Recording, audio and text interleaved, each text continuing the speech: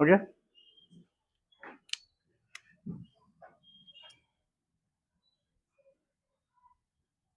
Parallel axis theorem, उसके बाद perpendicular पढ़ते हैं हम लोग।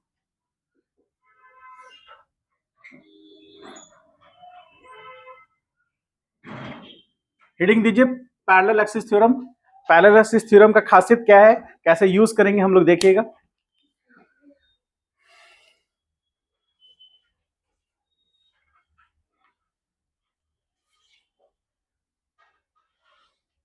चलिए देखिए, पैरेलल एक्सिस थ्योरम में सबसे पहला बात कि हम कोई भी आर्बिट्री शेप का एक ज्योमेट्री ले और इसका मास मान लीजिए कि कैपिटल एम है, ठीक है। मान लीजिए ये पॉइंट जो है उसका सेंटर ऑफ मास है, ठीक है। और यहां से पास करने वाला जो एक्सिस है, तो इसके अबाउट यदि वो ज्योमेट्री रोटेट करेगा, आपको ये ध्यान में रखना है, एक्स, वाई और जेड एक्सिस। तो इसको हम जेड एक्सिस मान सकते हैं क्या? नहीं, टॉप से देखेंगे, टॉप से देखेंगे तो एक्स, वाई और जेड होगा, ठीक है। दिख रहे हैं यहां से, यानी कि ये जो हमारा ज्योमेट्री है वो एक्स वाई प्लेन में है, ठीक है। ये एक्स वाई प्लेन में है, ठीक है। ये ध्यान से समझना जरूरी है ताकि रोटेशन को आप क्लियर समझिए। तो जब इस मान लीजिए कि ये सेंटर ऑफ मास है, इस एक्सिस के अबाउट जब ये आर्बिट्री शेप का बॉडी ऐसे रोटेट करेगा तो जेड एक्सिस के अबाउट उसका रोटेशन होगा, ठीक है। तो जेड एक्सिस के अबाउट रोटेशन होगा और टॉप से देखेंगे तो क्लॉकवाइज या एंटी क्लॉकवाइज होगा। टॉप से देखने पर एंटी क्लॉकवाइज होगा, ये एंटी क्लॉकवाइज को रिप्रेजेंट कर रहा है, ठीक है। और आई सेंटर ऑफ मास इसको कहेंगे, क्योंकि मोमेंट ऑफ इनर्शिया अबाउट किसके ले रहे हैं हम लोग? सेंटर ऑफ मास, जो सेंट्रल एक्सिस है उसके about moment of inertia I centre of मास ले रहे हैं। यदि मान लीजिए रिंग होता, ये ज्योमेट्री रिंग होता, तो वो आई सेंटर ऑफ मास कितना होता? एम आर स्क्वायर होता। यदि डिस्क होता तो उसके सेंटर से पास करने वाला जो एक्सिस होता उसके अबाउट हम मोमेंट ऑफ इनर्शिया लेते, तो एम आर स्क्वायर बाई 2 होता, ठीक है। तो अभी हम आर्बिट्री शेप का ज्योमेट्री लिए हैं, हमको ये नहीं पता उसके अकॉर्डिंग हमको वो क्वेश्चन में देगा। तो आई सेंटर ऑफ मास हो गया ये। मान लीजिए क्योंकि पैरेलल एक्सिस थ्योरम कह रहा है, तो पैरेलल एक्सिस थ्योरम में मान लेते हैं यहां एक और पॉइंट है, इस पॉइंट को 1 बोलते हैं हम, और यहां से पास करने वाला जो एक्सिस है, ये फर्स्ट पॉइंट, इसको 1 बोलते हैं, और यहां से पास करने वाला एक्सिस इसको हम लेते हैं I1, ठीक है। 1 पॉइंट जो है वो यहां से D1 दूरी पर है, ठीक है, D1 दूरी पर है। तो हमको इसके अबाउट तो पता है, ठीक है, moment of inertia about it central axis या फिर about axis which is passing through it centre of मास, वो हमको पता है, या हमको स्टैंडर्ड वैल्यू पता है उसका। हमको इस एक्सिस के अबाउट यदि ये पॉइंट को सेंटर मानते हुए ये ऐसे घूमेगा, तो इसका इधर का रेडियस तो ये होगा और इधर का रेडियस छोटा होगा, तो वो अपने एक्सिस के अबाउट ऐसे घूमेगा तो ये वाला पोर्शन ज्यादा टर्न करेगा ऐसे, ठीक है। एग्जैक्टली सेंटर पे तो एग्जैक्टली घूमेगा, लेकिन सेंटर से दूर है तो रोटेट तो कर सकता है इस एक्सिस के अबाउट भी, और फील कर सकते हैं इस एक्सिस के अबाउट ये ज्योमेट्री ऐसे टर्न करेगा, तो ये वाला पॉइंट यहां से जो भी दूरी है वो कवर करेगा, और यहां वाला पॉइंट जो भी छोटा सा रेडियस होगा वो कवर करेगा। एंगुलर डिस्प्लेसमेंट सबका एक ही होगा, ये ओमेगा। एंगुलर स्पीड जो होगा, एक angular displacement per unit time, वो सेम होगा सबका। बस किस में अंतर आएगा? उसके टेंजेंशियल स्पीड में अंतर आएगा, आज हम लोग देखेंगे भी उसको। तो यहां वाला पॉइंट की बात करें तो अब हमको पैरेलल एक्सिस थ्योरम क्या कहता है कि यदि हमको मोमेंट ऑफ इनर्शिया निकालना है अबाउट फर्स्ट इस ज्योमेट्री का, तो लिखेंगे आई सेंटर ऑफ मास के अबाउट प्लस उस बॉडी का मास और D1 स्क्वायर। ये किसके अबाउट निकल गया? I1 के अबाउट। और I1 कैसे है? इस एक्सिस के पैरेलल है, इसीलिए इस टॉपिक का नाम है पैरेलल एक्सिस थ्योरम। तो यदि हमको इसके अबाउट पता है तो हम इसके अबाउट पता कर सकते हैं, यदि हमको दो चीज और पता हो जाए। दो चीज क्या? एक ही चीज, मास तो इस ज्योमेट्री का पता होगा ही, तभी तो सेंटर ऑफ मास की भी निकलेगा। बस हमको D1 पता हो जाएगा, उससे मतलब परपेंडिकुलर डिस्टेंस पता हो जाएगा, तो हम उस नए एक्सिस के अबाउट मोमेंट ऑफ इनर्शिया पता कर सकते हैं। ये पैरेलल एक्सिस थ्योरम का कॉन्सेप्ट है। अब एक मान लीजिए हम इधर पता करना चाहें, यहां पर मान लीजिए कोई पॉइंट है यहां पर, और इस पॉइंट को हम 2 नाम दे रहे हैं, तो यहां से जो एक्सिस पास कर रहा है इस तरह से, और ये जो एक्सिस है इसको I2 ले रहे हैं, मान लीजिए इसका रोटेशन I2 ले रहे हैं, तो हमको I2 पता करना है। I2 बराबर क्या हो जाएगा, I centre of mass plus वहां से उसका दूरी मान लेते हैं ये D2 है, तो ये दूरी D2 है, तो M D2 स्क्वायर। अब इसमें की पॉइंट क्या है उसको ध्यान से समझिएगा, फिर स्टेटमेंट लिखा देंगे। की पॉइंट ये है कि यदि इफ वी राइट, यदि हम ये लिखना चाहें क्या, I2 बराबर I1 plus M into D1 plus D2 का होल स्क्वायर, तो ऐसा लिखना गलत होगा। क्यों गलत होगा, उसका सबसे इंपॉर्टेंट रीजन है कि मोमेंट ऑफ इनर्शिया ये तभी एप्लीकेबल है, ये पैरेलल एक्सिस थ्योरम तभी एप्लीकेबल है जब हमको सेंटर उसके ये सेंटर ऑफ मास के अबाउट हमको मोमेंट ऑफ इनर्शिया पता है, या कोई स्टैंडर्ड पोजीशन के अबाउट हमको मोमेंट ऑफ इनर्शिया पता है। जैसे एक छोटा सा एग्जांपल और देते हैं। एग्जांपल देखिए, एक रॉड है, यूनिफॉर्म मास डिस्ट्रीब्यूशन है रॉड का, सेंटर पॉइंट ये हो गया, और ये सेंटर पॉइंट के अबाउट जो एक्सिस पास कर रहा है ये, तो इसको हम ले सकते हैं I सेंटर ऑफ मास। यदि इस रॉड का मास कितना है M और लेंथ कितना है L, ठीक है, तो इसके सेंटर ऑफ मास के अबाउट ये कितना होगा, ML स्क्वायर बाई 12 होगा या 3 होगा, 12 होगा ना, यहां पर लेते तब ना 3 होता, ठीक है। तो हमको पता है। अब मान लीजिए सपोज करें कि हम ये सेंटर पॉइंट O है और यहां कोई पॉइंट 1 है। अब इस यहां के अबाउट हमको रॉड का देखना है, क्योंकि रॉड इस पॉइंट के अबाउट भी रोटेट कर सकता है ना। तो इस पॉइंट के अबाउट मान लीजिए वो रोटेट करना चाह रहा है, उसका हमको मोमेंट ऑफ इनर्शिया I पता करना हो, I1, तो I1 पता करना हो, और ये दूरी जो है वो L/4 है, क्योंकि ये लेंथ कितना होगा, ये टोटल लेंथ L/2 होगा, और हम पता करना चाह रहे हैं बीच का लेंथ पर, यानी L/4 पर। तो हमको इसके अबाउट मोमेंट ऑफ इनर्शिया निकालना है, तो I सेंटर ऑफ मास और प्लस क्या होगा M, और ये दूरी जो है इसको हम थोड़ी देर के लिए D कहे तो D स्क्वायर लिख सकते हैं। अच्छा, अब यहां पर क्या लिखेंगे, M L square by 12 plus M L/4 का होल स्क्वायर, सबको ऐड करेंगे, moment of inertia about first point जो है उसके अबाउट हमको मिल जाएगा। समझ गए, यही पैरेलल एक्सिस थ्योरम का रूल है। पैरेलल एक्सिस थ्योरम हमेशा एप्लीकेबल तब होगा जब हमको किसी एक स्टैंडर्ड पॉइंट के अबाउट हमको पता होगा मोमेंट ऑफ इनर्शिया, अदरवाइज हम यूज नहीं कर पाएंगे। पैरेलल एक्सिस थ्योरम का खासियत। इसमें एक और जस्ट छोटा सा एग्जांपल देखिए। मान लीजिए कि एक हमारे पास सर्कुलर रिंग है, ये सेंटर पॉइंट हो गया, ठीक है।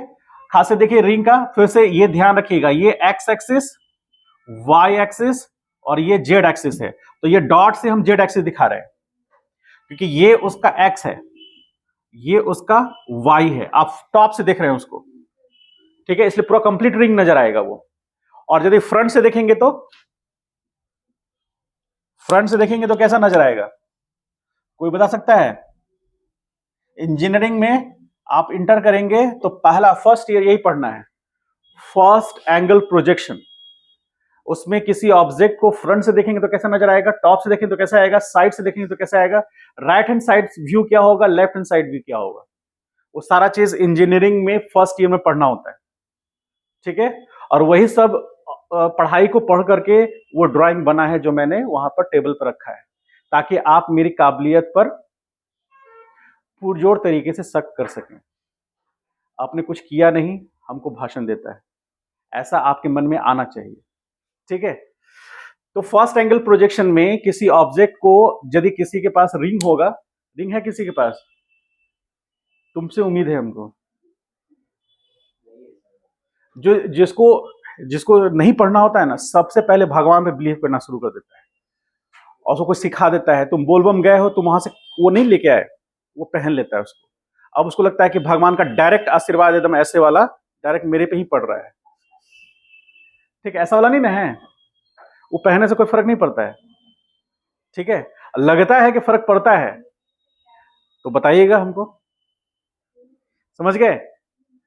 भगवान भी उन्हीं का साथ देंगे जो खुद का साथ देगा। ठीक है, भगवान से भी आप बोलेंगे कि भगवान इस एग्जाम में हमको पास कर दो, भगवान बोलेंगे दिन भर खाली गेम खेल रहा है, हमको चिढ़ा रहा है। आइए,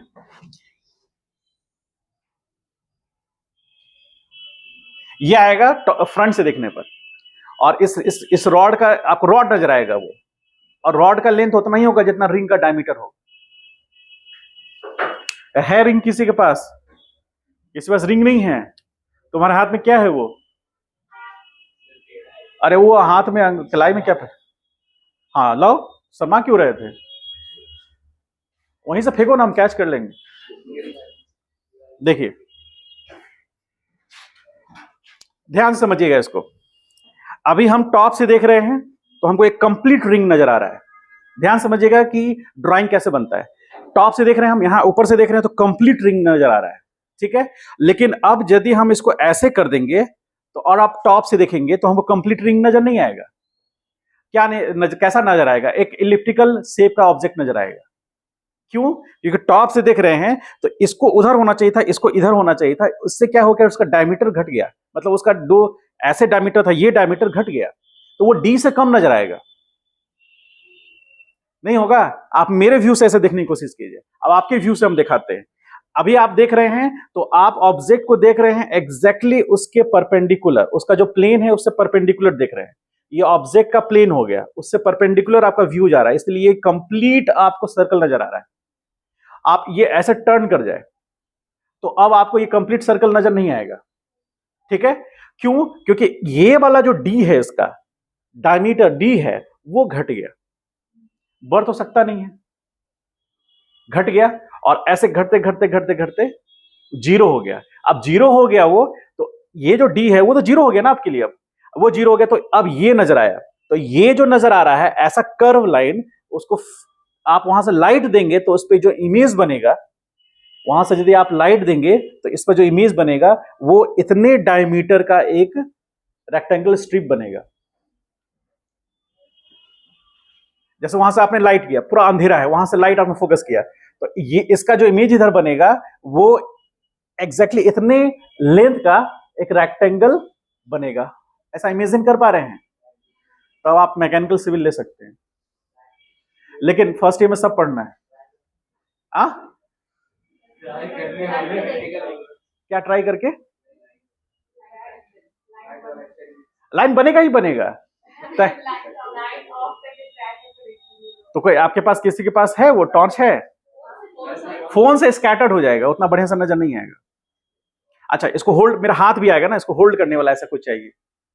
आएगा, हम चलिएगा ऑफिस में दिखा देंगे आप, या फिर आपको हम प्रोजेक्टर लगा देंगे। कुछ महीने में प्रोजेक्टर लग जाना चाहिए यहाँ पर। क्यों हंस क्यों रहे हो? लग जाएगा, लग जाएगा, ऐसा नहीं है।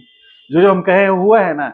एक स्टूडेंट ने लिखा था कि मेरे फेवरेट टीचर सुमित सर हैं, वो जो जो कहे हैं वही हो रहा है मेरे साथ। किसने कहा था? आ? कौन बेवकूफ है? शायद खुशी लिखी होगी, हाँ हो सकता है। वही कहे कि मेरा कौन इसमें, हम पहला बार मेरा फीडबैक फॉर्म में कोई मेरा तारीफ किया है, हम खोज रहे हैं उसको, कैसे हो गया ये। तो हाँ वो वही शायद वही लिखी होगी। उसके जो लिखा है उसके इंटेलेक्ट लेवल से हम समझ रहे हैं कि उसने लिखा होगा। ठीक है, उसमें लिखा हुआ है कि जीबीएम में आपको अच्छा क्या लगता है? तो लाइट, बेंच। हम समझ गए हैं। अच्छा वो इसने नाम नहीं लिखा, सब जानते हैं कौन है। समझे? आइए, ठीक है, तो आप फ्रंट से देखेंगे तो ये जो सेक्शन है ना, ये आपको स्ट्रेट नजर आएगा। तो ऐसा ही नजर आएगा, ये एक रिंग होगा, रिंग का स्ट्रेट होगा, डायमीटर उसका इसका लेंथ बन जाएगा वो। ठीक है, टॉप से देखेंगे तो कंप्लीट रिंग नजर आएगा वो। ठीक है। और इसको प्रोजेक्टेड व्यू करते हैं। यदि ऐसा टर्न करेंगे ना तो यहां से जो रे एकदम स्ट्रेट जाएगा, स्ट्रेट जाएगा। मान लीजिए यहां से 45 डिग्री पर है, ये 45 डिग्री पर, मतलब यहां से 45 डिग्री जो हम देख पा रहे हैं ऐसे, ये 45 डिग्री पर है। तो 45 डिग्री है तो परपेंडिकुलर लेंथ डी का कितना हो जाएगा? डी का परपेंडिकुलर लेंथ कितना हो जाएगा? अरे आपको हाइपोटेनस पता चल गया, परपेंडिकुलर निकालना है, एंगल पता है, tan 45 होगा ना। तो tan 45 में या sin 45 करेंगे, सॉरी साइन करेंगे, क्योंकि परपेंडिकुलर और हाइपोटेनस के बीच का एंगल निकालना है। sin 45 कितना होता है? 1/√2। तो अब 1/tan 45 sin 45 1/√2 हो गया, और L बाई हाइपोटेनस हो गया। हाइपोटेनस आपको डी पता है? नहीं, एकदम नहीं समझ पा रहे आप लोग। बताइए, एकदम सबसे बेसिक, पहला दिन ही टीचर यही पढ़ाते हैं। हमारे टीचर थे SM पाटिल, उन्होंने पहले दिन यही पढ़ाया था, पहला दिन यही पढ़ाया था। जैसे मान लीजिए कि रिंग है और वो इस तरह से ऐसे इंक्लाइंड हो गया हॉरिजॉन्टल से, ये 45 डिग्री का है, और ये लेंथ कितना है? डी, रिंग का डायमीटर है, ऐसे है वो, ठीक है। तो ऐसे है, आप देख रहे हैं इधर से, आप देख कहां से रहे हैं, ठीक है। तो आपको ये रिंग का ये हाइट नजर आएगा, ये हाइट जो भी होगा एक्स होगा वो नजर आएगा। अब कैसे निकलेगा एक्स? तो साइन कितना है? साइन 45 इज इक्वल टू कितना? एक्स बाई हो जाएगा डी, और वो होगा 1/, तो एक्स बराबर कितना होगा? D/√2। तो डी से बड़ा वैल्यू है कि छोटा है एक्स का वैल्यू? अरे डी से छोटा है, क्योंकि √2 बड़ा है एक्स से, 1 से, इसलिए ये वैल्यू जो होगा एक्स होगा वो लेस देन डी हो जाएगा। इसका मतलब है कि अब आप इसको ऐसे समझिए, अब आप ऐसे देख रहे हैं इसको, ऐसे आप फ्रंट से देख रहे हैं इसको, तो आपको D/√2 नजर आएगा, उसका डायमीटर। कैसे समझ गए? कैसे? अभी तो ये हम साइड से दिखा रहे हैं ना, आप व्यू से देख रहे हैं ना, आप ऐसे भी देखिए, ऐसे रख के देखिए, जैसे आप इधर से देख रहे हैं तो ऐसे इंक्लाइन नजर आ रहा है, इधर 45 डिग्री एंगल बन रहा है, आप इधर से देख रहे हैं तो D/√2 उसका एक्स नजर आएगा, हाइट नजर आएगा, ये डी उसका D/√2 नजर आएगा। और जैसे जैसे ये सीधा होता जाएगा, √2 घटता जाएगा, और ये एग्जैक्टली डी नजर आएगा। ये कब होगा? जब थीटा 90 डिग्री होगा, तो साइन 90 वही दे देगा, समझ गए? तो एग्जैक्टली डी नजर आएगा। समझ पाए? यही सब पढ़ना होता है हमको, रबर का है। लो, उसका कुछ फायदा हुआ अभी तक? नहीं, ऐसे ही पहने हम, बोला कोई पर्पस से। एक स्टूडेंट लाया था एकदम ऐसे, हाथ उसका ऐसे लटका हुआ था, बोले कि सर ये फ्रेंडशिप बैंड है हमारा। हम डर गए, बोले नहीं, छूना नहीं है इसको। उसको देख के लग रहा था कि और यदि थोड़ा सा पर्सनल होते ना तो उसी से एक ब्रेसलेट मारता हमको कस के। इसलिए वहीं पर रुक गया, अपने आप को रोक लिए। चलिए आइए, अब आपको यहां पर ध्यान देना है कि ये जो लेंथ है ये उसका डायमीटर हो गया डी, और ये सेंटर पॉइंट हो गया। अब हमको क्या कहना है कि इसके अबाउट निकाले। अब रिंग के अबाउट देखते हैं, तो इस जेड के अबाउट क्या होगा? इस जेड के अबाउट क्या होगा? Moment of inertia about Z axis क्या होगा? रिंग है ना, mr² होगा। हम चाहते हैं इसके अबाउट पता करना, मतलब इसके अबाउट रिंग कैसे घूमेगा? इसके अबाउट तो रिंग अपने सेंटर पे घूम रहा है, इसके अबाउट रिंग कैसे घूमेगा? ये पूरा ऐसे से घूमेगा, घूमेगा ना, तो उसका क्या मोमेंट ऑफ इनर्शिया होगा? हाँ, अरे ठीक है, इसको 1 मान लो, तो I1 बराबर क्या होगा? mr², I सेंटर ऑफ मास के अबाउट, प्लस क्या होगा? m और d यानी कि 2r,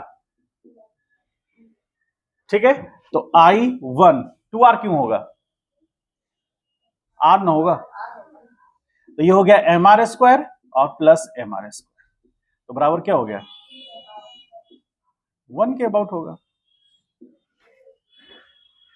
अच्छा, तो अब हमको ये बताइए, अब अगला पॉइंट, कि यदि इस एक्सिस के अबाउट यदि रिंग घूम रहा है तो उसको रोकना आसान है कि यहां के अबाउट ये रिंग ऐसे से घूम रहा है, मतलब रिंग ऐसे है, ऐसे रिंग है और ऐसे से घूम रहा है, ऐसे रिंग घूम रहा है पूरा, तो उसको रोकना आसान है। जिसका मोमेंट ऑफ इनर्शिया ज्यादा है, यदि वो मोशन कर गया तो उसको रोकना मुश्किल है।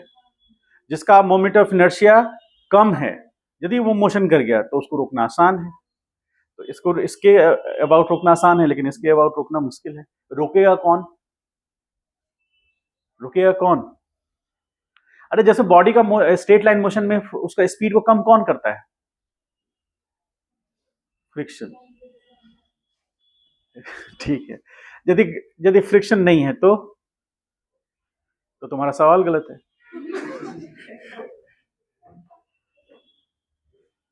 हाँ? मान लीजिए फ्रिक्शन है ही नहीं, तो फोर्स ही रोकेगा ना। उसके स्पीड को चेंज कौन करेगा? फोर्स करेगा, नेट फोर्स। ठीक, उसी तरह यहां पर मोमेंट ऑफ इनर्शिया है उसके पास और रोटेट कर रहा है, तो उसके पास ज्यादा मोमेंट ऑफ इनर्शिया है, तो ज्यादा एबिलिटी है उसको रोटेट करने की। अब उसको रोकने के लिए कौन आएगा? टॉर्क। फोर्स से तो रुकेगा नहीं वो, फोर्स को तो झटका देके भगा देगा। क्यों? क्योंकि फोर्स ही सिर्फ जरूरी नहीं है, एक आर जो पोजीशन वेक्टर है वो भी एप्लीकेबल है। यदि वो नहीं लगेगा तो उसको रोक नहीं पाएगा।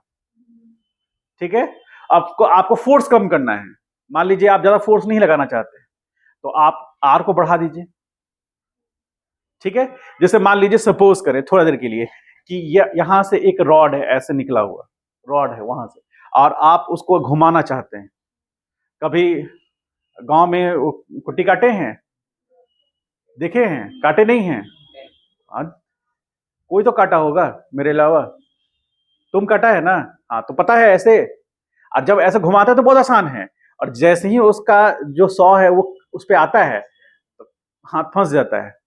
ठीक है, और तेजी से घुमाना पड़ता है, ज्यादा फोर्स लगाना पड़ता है। तो फोर्स लगा रहे हैं आप वहां ना, तो वहां से वहां तो टॉर्क पहुंच रहा है। क्यों? क्योंकि एक आर है कि नहीं है? तो मान लीजिए यहां से एक रॉड है, तो आप इसको ऐसे घुमाना चाह रहे हैं, तो ये अपने एक्सिस पे ऐसे घूमेगा।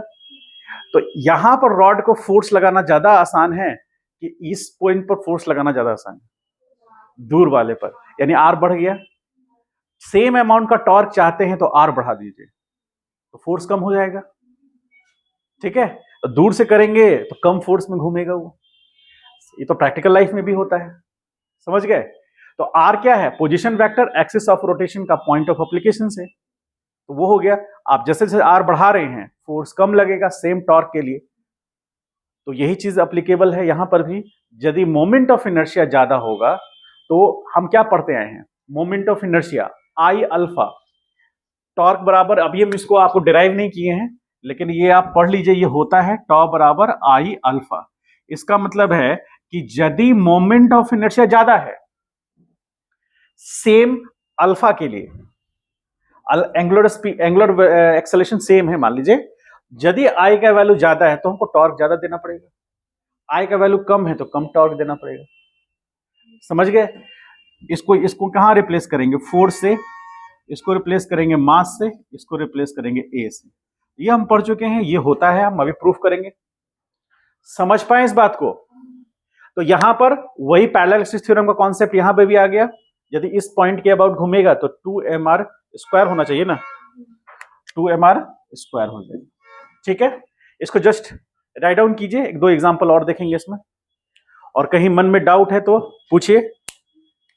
पहले ही उतार रहा है, समय बचा रहे हो।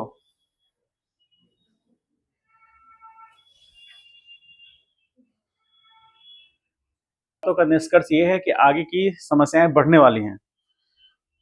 ठीक है, समस्याएं नहीं घटने वाली, बढ़ने वाली हैं।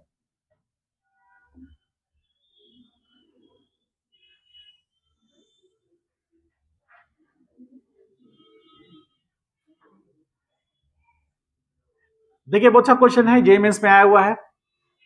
डेट हमको याद नहीं लेकिन आया हुआ है, बनाएंगे इसको बढ़िया से।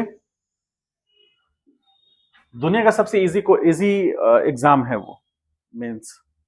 ठीक है, one of the easiest examination है। कैसे आप कह सकते हैं कि one of the easiest examination है? मेरे जैसा आदमी निकाल लिया। समझ गए? आइए,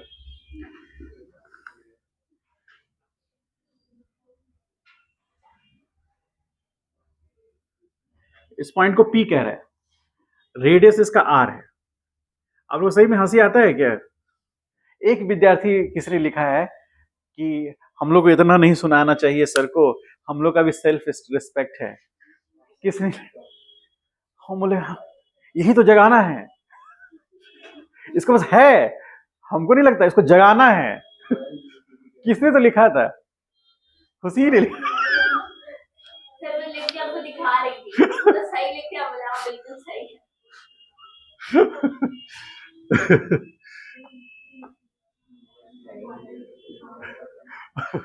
हम बोले यही तो नहीं है, ये रहता तो फिर दिक्कत ही नहीं थी, और उसमें जोड़ दे रही है जो है ही नहीं उसके पास।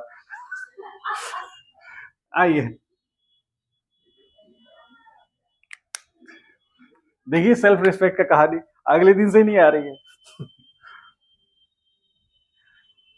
ये एंगल दे दिया है 37 डिग्री। क्वेश्चन समझा देते हैं। रेडियस आर है तो ये पॉइंट को ओ कह रहे हैं, इस पॉइंट को मान लेते हैं क्यू, तो ओ क्यू का दूरी कितना हो? फिर क्या कर रहा है तुम? चेक कर रहे हो क्या? क्या कर रहे हो? लेटर रखा हुआ है, उसमें टर्म कंडीशन लिखा है, तुमने ही अपने स्वयं अपने हाथों से, बस समझ गए, मैटर गड़बड़ हो जाएगा। देखिए यहाँ पर 37 डिग्री एंगल है, ये रेडियस तो आपका आर होगा ही, ये आपको इस पॉइंट पी है ना, आपको पता करना है moment of inertia about P. Disc है जिसका मास कितना है एम और रेडियस कितना है आर। ये क्वेश्चन में कह रहा है कि moment of inertia about P बताइए क्या होगा। ये आर दिया हुआ है, ठीक है, और ये एंगल ये इस तरह से बना है कि ये एंगल 90 डिग्री है, ठीक है, परपेंडिकुलर हो गया। समझ गए? क्वेश्चन यही है। तो इसमें आपको मोमेंट ऑफ इनर्शिया अबाउट किसके निकालना है? पी के अबाउट। मतलब आप समझिए कि ये इस तरह से समझिए, डिस्क है, डिस्क है तो ये सेंट्रल एक्सिस हो गया, तो इस एक्सिस के अबाउट ये डिस्क घूमेगा तो एम आर स्क्वायर बाई 2 होगा। ठीक, आपको पता करना है इस पी पॉइंट के अबाउट जब डिस्क घूमेगा, इसको सेंटर लेते हुए ये डिस्क ऐसे घूमेगा, तो उस समय मोमेंट ऑफ इनर्शिया क्या होगा? उसके लिए टर्म कंडीशन दिया है, ये आर है और ये एंगल 90 है, 37 डिग्री है। ठीक है, तो देखिए इसको कैसे सॉल्व करेंगे, 2 मिनट में सॉल्व होगा, कोई बड़ी चीज नहीं है। देखिए यहां पर ये एंगल कितना हो जाएगा? 53 डिग्री हो गया। एक परपेंडिकुलर ड्रॉ कर दिए, इसको x, इसको r माइनस एक्स कह सकते हैं हम लोग। ठीक है, आप लोग ना क्वेश्चन बनाइएगा तो ये सब मत लिख दीजिएगा, तो क्वेश्चन ही नहीं पता चलेगा आपको। समझ गए ना? आप लोग सेपरेट बनाइएगा। समझ गए? ये आपका क्वेश्चन है, और उसके बाद यहां पर हम ड्रॉ करेंगे, सेंटर पॉइंट हो गया। अब यहां देखिए ध्यान से, ये पॉइंट P है, ये स्मॉल r है, और इसको यहां से मैच कराएंगे तो ये एंगल 90 डिग्री है और ये एंगल 37 है, तो ये कितना होगा? 53 होगा। परपेंडिकुलर ड्रॉ किए, ये x हो गया और ये r माइनस एक्स होगा। इस पॉइंट को P कह रहे हैं, ये O है और ये Q है, और इस पॉइंट को मान लेते हैं N है थोड़ा देर के लिए। ठीक है, तो आप ये इसको हम T मानते हैं, तो हम क्या लिख सकते हैं? tan 37 इज इक्वल टू क्या लिखेंगे? T बाई क्या? X लिखेंगे। अच्छा, tan 53 कितना लिखेंगे? T by R minus x लिखेंगे, और ये कितना होगा? 53 कितना होता है? tan 53 कितना आएगा?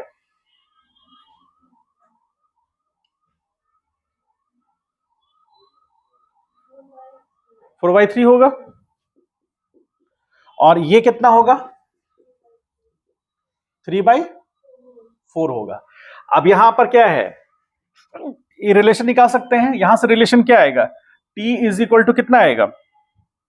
3/4x होगा, और यहां पुट कर देंगे 3x/4 into r minus x is equal to कितना? 4/3 पुट कर सकते हैं। अब यहां से इसको इधर ले आएंगे तो 9x is equal to 16 r minus x, तो ये 9x is equal to 16r minus 16x, ये इधर आएगा तो कितना होगा? 25x is equal to 16r, तो x बराबर कितना आ गया?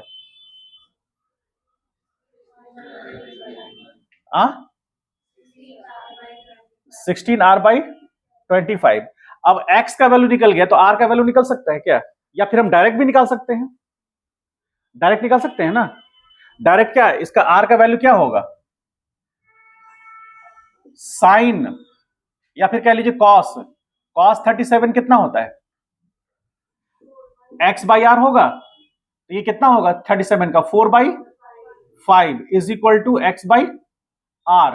तो आर इज इक्वल टू कितना हो गया 5/4 एक्स होगा। तो आर बराबर 5/4, एक्स का वैल्यू कितना है, हाँ 16 आर बाई, तो ये 5 कैंसिल हो गया, कितना है ये 5, और ये कैंसिल 4। तो आर इज इक्वल टू कितना हो गया 4r/5। तो आर का वैल्यू ये पता हो गया हमको। हमको क्या निकालना, मोमेंट ऑफ इनर्शिया। तो देखिए यहां पर क्या होगा, बराबर I centre of mass plus capital M R square. R पता है हमको, तो ये कितना है mr²/2 प्लस एम, आर का वैल्यू कितना है 16r²/25। सबको ऐड कीजिएगा कितना होगा, एलसीएम लेंगे 25, तो ये कितना आ जाएगा, ओ सॉरी 50 आएगा। तो 50 आएगा, ये 25, और ये कितना हो जाएगा 25 mr² प्लस, और ये कितना होगा, ये 32 होगा ना, ये 32 mr² होगा, इज इक्वल टू कितना हो गया 50 और 7, 57 mr² बाई, कैंसर होगा केजी मीटर स्क्वायर। ये पूछ रहा था आपसे, बात समझ पाए। चलिए इसको लिख लीजिए, सॉल्व करते हैं और आते हैं परपेंडिकुलर एक्सिस थ्योरम में। तेजी से लिखिए, तो ठीक से लिखिएगा, कहां कहां किए हैं हमको ठीक से भी, हमको भी याद नहीं है, देख लीजिए। बताइए इस टाइप का क्वेश्चन पूछता है, थोड़ा सा प्रैक्टिस रहेगा तो निकल जाएगा।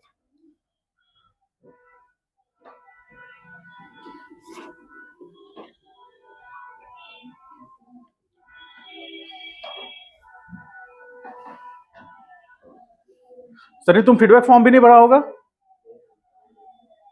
आज भरोगे ऑफिस में बैठा करके। पहले तुम सब दोस्तों से आपस में ऐसे करना, हाँ क्या क्या क्या लिख, जाके वहां लिख देना, ठीक है।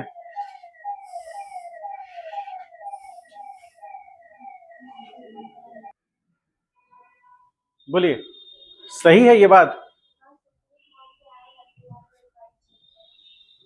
हाँ इतना तो तय है ना कि यहां पर तो सेंटर ऑफ मास नहीं होगा। क्यों नहीं होगा, जब कंप्लीट सर्कल होता तो सेंटर ऑफ मास यहां होता, लेकिन कंप्लीट मास तो है नहीं। मास क्या, इधर इधर तो ज्योमेट्री है ही नहीं, मास है ही नहीं इधर, तो centre of mass obviously shift करेगा, और हम लोगों ने प्रूफ किया था 2r/π से शिफ्ट करेगा, ठीक है। अब मान लीजिए ये पॉइंट है, ये पॉइंट, यहां इस पॉइंट को क्यू पॉइंट बना लीजिए। अब आपको निकालना है आई क्यू कितना होगा। आपसे पूछ रहा है फाइंड, क्वेश्चन में पूछ रहा है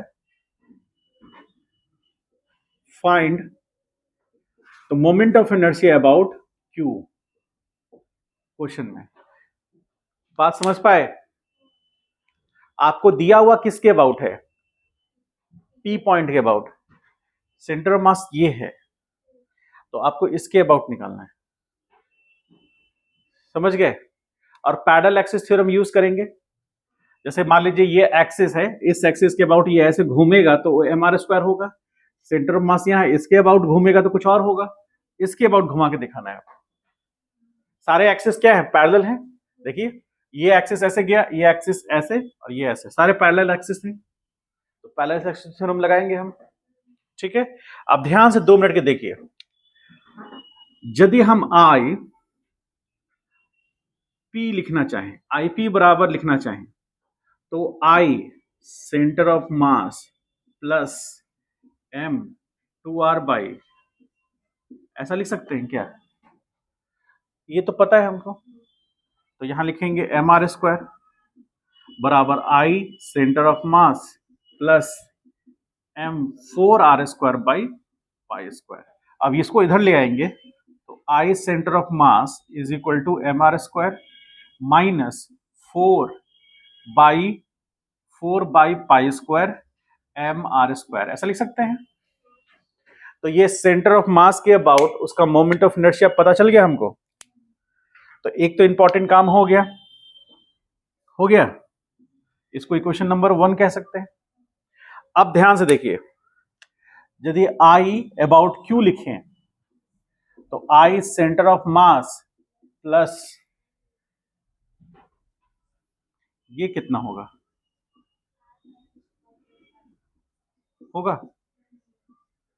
तो लिखेंगे क्या, M R minus 2r by, ये वाला वैल्यू यहां पुट कर देंगे। देखिए, तो पैरेलल एक्सिस थ्योरम का रोल ये हम यूज कर सकते हैं। तो आई क्यू बराबर ये कितना है, एम आर, सॉरी यहां स्क्वायर होगा ना, M R square minus 4 by pi square M R square, ठीक है। और प्लस इसको सॉल्व करेंगे ध्यान से देख करके, R square plus 4 R square by pi square minus 2 कितना होगा, are into 2r by pi, होगा ऐसा।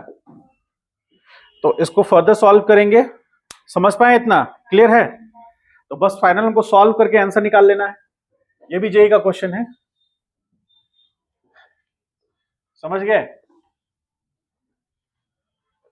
और इस टाइप को बेसिक क्वेश्चंस पूछते रहता है, वो कोई बहुत बड़ा चीज नहीं है।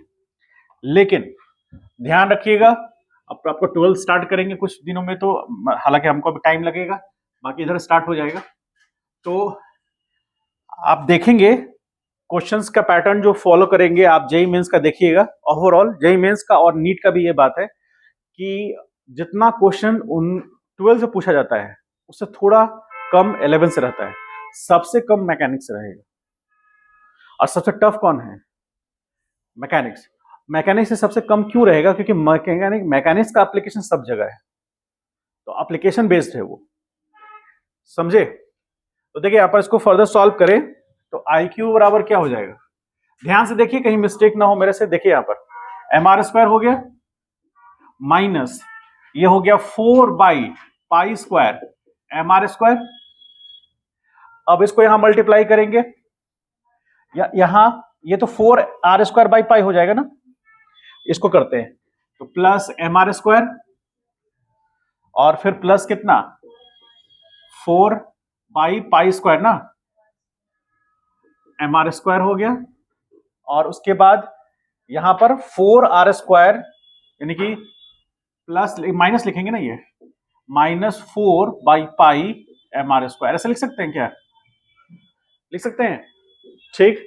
कुछ कैंसिल हो पाएगा, ये कैंसिल हो गया और ये 2 एम आर स्क्वायर हो जाएगा। आई क्यू बराबर हो गया 2 M R square minus 4 by pi M R square. M R square common ले सकते हैं 2 के साथ, तो 2 एम आर स्क्वायर कॉमन लेंगे 1 माइनस 2 बाई पाई, इसको रीअरेंज कर ले 2 एम आर स्क्वायर और ये हो जाएगा पाई माइनस 2 बाई पाई। ये आंसर, यूनिट क्या होगा, KG metre square.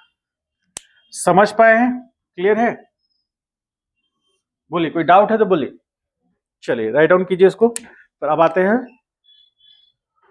Perpendicular axis theorem.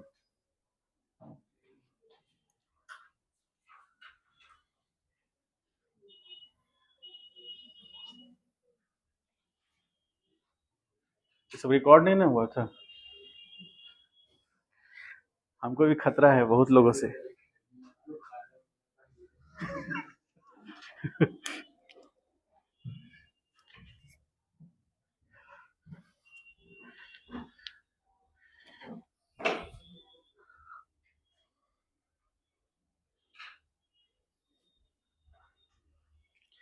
चलिए देखिए, परपेंडिकुलर एक्सिस थ्योरम जैसा नाम से ही क्लियर है कि परपेंडिकुलर एक्सिस पे हमको लेना है, उसमें पैरेलल एक्सिस लेना था, यहां परपेंडिकुलर एक्सिस लेना है, ठीक है। और ध्यान में इन जनरल 99% केसेस में हम ये ध्यान रखेंगे कि ये एक्सिस सिमेट्रिकल ज्योमेट्री के लिए अप्लीकेबल है। जैसे एक्सिस सिमेट्रिकल ज्योमेट्री कौन सा है, जैसे मान लीजिए रिंग है, डिस्क है, सिलेंडर है, सबका एक्सिस सिमेट्री। एक्सिस सिमेट्री कहने का मतलब क्या है कि एक पर्टिकुलर एक्सिस के लेफ्ट साइड जो ज्योमेट्री है वही राइट साइड ज्योमेट्री है, वही लेफ्ट साइड भी ज्योमेट्री होगा, यानी कि सिमेट्रिकल सिचुएशन में होगा। तो देखिए, जैसे अभी लिखना नहीं, सिर्फ ध्यान से देखिए। जैसे मान लीजिए कि हमारे पास एक रोटेटिंग डिस्क है,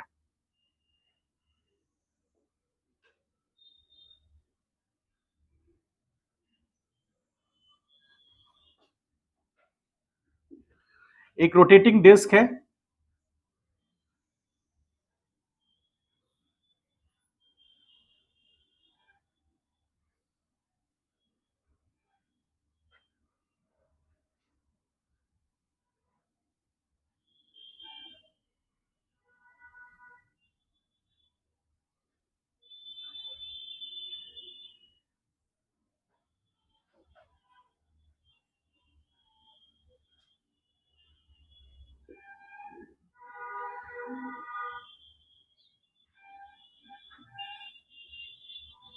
एक रोटेटिंग डिस्क है, ये मान लीजिए जेड एक्सिस है, ठीक है, डिस्क का ये जेड एक्सिस, इसको आप ले सकते हैं एक्स और इसको ले सकते हैं वाई। ये एक्स एक्सिस हो गया, ये Y axis, X dash Y dash, ठीक है, और ये होगा जे डैश। कुछ समझ में आ रहा है? ज्योमेट्री कुछ समझ में आ रहा है आप लोग को? तो ये अभी आप ये समझ लीजिए कि यदि ये सेंटर पॉइंट ओ है और वो जेड एक्सिस के अबाउट यदि आप देखेंगे तो एंटी क्लॉकवाइज या क्लॉकवाइज, क्लॉकवाइज रोटेट करता हुआ नजर आएगा ज्योमेट्री, ठीक है। तो ये जो ज्योमेट्री जेड एक्सिस के अबाउट है वो हमको पता है, इसके अबाउट मोमेंट ऑफ इनर्शिया कितना होगा, डिस्क है ना। हाँ, तो मान लेते हैं कि इस डिस्क का जो रेडियस है वो आर है, मास एम है, M with the mass of rotating disk,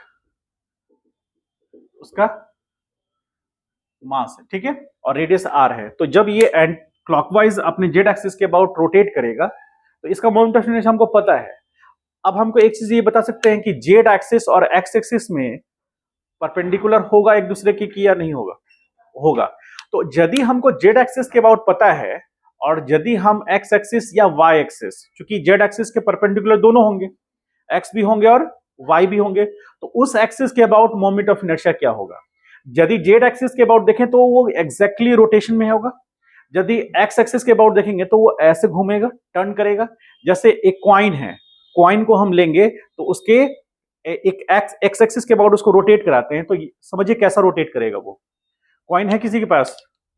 2 रुपए का कॉइन है? या फिर लाओ तुम वही दो, हाँ देखो, कल से लाएंगे ही नहीं। देखिए, जैसे मान लीजिए कॉइन है, तो ये जेड एक्सिस है, तो जेड एक्सिस के अबाउट रोटेट करेगा तो ऐसे करेगा, लेकिन यदि एक्स एक्सिस है तो उसके अबाउट रोटेट करेगा तो ऐसे करेगा। ये एक्स एक्सिस के अबाउट रोटेट कर रहा है, और यदि वाई एक्सिस के अबाउट रोटेट करना है तो ऐसे करेगा। ये वाई एक्सिस के अबाउट रोटेशन है और ये एक्स एक्सिस के अबाउट रोटेशन है, और जेड एक्सिस के अबाउट रोटेशन ऐसे है या फिर ऐसे है। तो अभी जो हम टर्न कराए हैं ना, वो आप जेड एक्सिस के अबाउट देखिए, जेड एक्सिस के अबाउट देखिएगा तो क्लॉकवाइज है, तो क्लॉकवाइज जेड एक्सिस के अबाउट। अब हमको देखना है कि एक्स एक्सिस के अबाउट जब ऐसे रोटेट करेगा तो उसका मोमेंट ऑफ इनर्शिया क्या होगा, या वाई एक्सिस के अबाउट जब ऐसे रोटेट करेगा तो उसका मोमेंट ऑफ इनर्शिया क्या होगा। समझ पाए? ये रिंग है, वहां डिस्क है, बस अंतर ये। क्लियर हुआ? तो देखिए, अब यहां दोनों चूंकि परपेंडिकुलर है इसलिए परपेंडिकुलर एक्सिस थ्योरम यूज किए जा रहे हैं, और एक्सिस सिमेट्री है,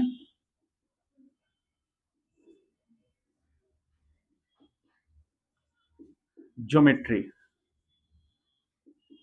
ठीक है। तो अब यहां पर हमको निकालना है, कहता क्या है, आप कह सकते हैं क्या, आई एक्स एक्स बराबर आई वाई वाई। बात को समझ पा रहे हैं इस बात को? मतलब moment of inertia about x axis जो निकल के आएगा वही वाई एक्सिस निकल के आएगा। रीजन क्या? क्योंकि आप मान लीजिए कि ये एक्स एक्सिस है, तो इसके अबाउट ये रेडियस आर है, टर्न करेगा। सेम वैसा ही आपको वाई एक्सिस के अबाउट टर्न करता हुआ नजर आएगा, उसका भी रेडियस तो आर ही रहेगा उसके लिए। इसलिए मोमेंट ऑफ इनर्शिया जब x के अबाउट टर्न करेगा और y के अबाउट टर्न करेगा तो सेम मैग्नीट्यूड का होगा, क्योंकि मोमेंट ऑफ इनर्शिया को सिर्फ मैग्नीट्यूड से मतलब है, डायरेक्शन से उसको कोई मतलब है नहीं। इसलिए जो x एक्सिस के अबाउट इफेक्ट डेवलप करेगा मोमेंट ऑफ इनर्शिया, वही y एक्सिस के अबाउट होगा, क्योंकि x ज्योमेट्री है। या फिर कोई एक तीसरा एक्सिस भी लेंगे, उसके अबाउट भी वही होगा। बस वो अंतर क्या है कि ये जो x एक्सिस है और ये जो y एक्सिस है, ये उस डिस्क या फिर ज्योमेट्री के प्लेन के पैरेलल है। जेड एक्सिस जो है वो ज्योमेट्री के प्लेन के परपेंडिकुलर है, x और y जो है वो प्लेन ज्योमेट्री के प्लेन के पैरेलल है। ठीक है, इस तो ये दोनों पैरेलल हैं, सेम होंगे।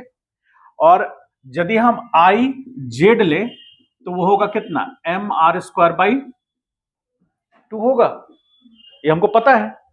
ठीक है, और अब कहता है क्या कि from perpendicular axis theorem, perpendicular axis theorem, तो आई जेड जो होगा that is equal to I X X plus I Y Y. ये परपेंडिकुलर एक्सिस थ्योरम बोलता है, यानी जिस जिस मतलब ये axis perpendicular to plane of geometry, ठीक, ये होगा axis parallel to plane of geometry. ठीक, और ये भी क्या होगा, axis parallel to the plane of geometry. ठीक है, ये हम फॉलो करते हैं। मतलब जेड जो, मतलब कहने का मतलब जो परपेंडिकुलर है वो बराबर किसके होगा, समेशन ऑफ पैरेलल। तो यहां पर जेड में आई जेड जेड हो गया, तो I Z Z is equal to 2i(x(x) और 2i(y(y) लिख सकते हैं क्या, दोनों इक्वल है। ठीक है, तो आई जेड जेड पता है कितना, M R square by 2 is equal to 2i(x(x). ठीक है, तो i(x(x) बराबर क्या होगा, बाई 4, या फिर इसको ऐसे लिख सकते हैं 1/2, और i(y(y) is equal to 1/2 i(z(z) और i(y(y) is equal to 1/2 mr square by. ये हमको निकालना था परपेंडिकुलर प्लेन के या परपेंडिकुलर एक्सिस के अबाउट। जेड के अबाउट पता था, हम एक्स और वाई के अबाउट निकाल लिए क्योंकि दोनों परपेंडिकुलर है उसके। इससे पहले वाले में क्या था, पैरेलल एक्सिस थ्योरम में, कि सेंटर ऑफ मास के अबाउट पता था उसके, इसको हमको सेंटर ऑफ मास के इसके भी पता है, लेकिन हमको जेड एक्सिस के अबाउट पता है, तो उसके परपेंडिकुलर एक्सिस के अबाउट पता करने के लिए हम ये रूल फॉलो करेंगे। और यदि इसी जेड एक्सिस में था, इसके पैरेलल यदि हमको यहां पर कोई एक्सिस है उसके अबाउट पता करना है, तो इसके पैरेलल है, इसीलिए हम पैरेलल एक्सिस थ्योरम लगाएंगे।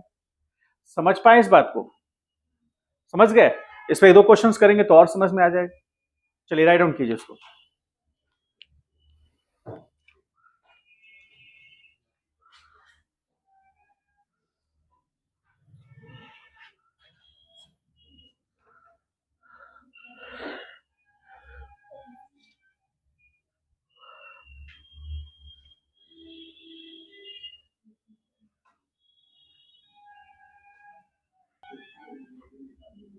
होमवर्क भी आ गया है।